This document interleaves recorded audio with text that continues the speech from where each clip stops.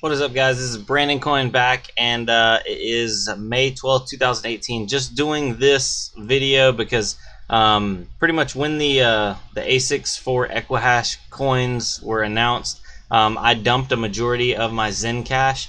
I still had 6 or 7 coins left, and I have not been able to actually deposit them into Cryptopia. When you go to deposit and then you type in ZenCash, let's see here. Currency status in maintenance. Unfortunately, we are unable to accept your deposits at this time. Reason: 4th of May, investigating withdrawal issues.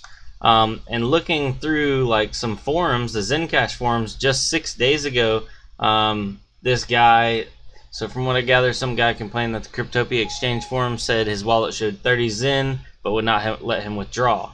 Yeah, so it looks like I guess people are having issues getting their money in or out. Well, out of Cryptopia, so they've locked down that whole wallet, which, you know, I appreciate, but then also a little bit, maybe they could post some kind of an announcement or whatever. I was looking through and I just don't see much. So luckily I don't have any ZenCash locked on Cryptopia, and I'm going to use probably, I don't know, another exchange to sell off the rest of mine. Just be known that there is some issues going on with it right now. I think it's more Cryptopia based than anything else. That's what it sounds like.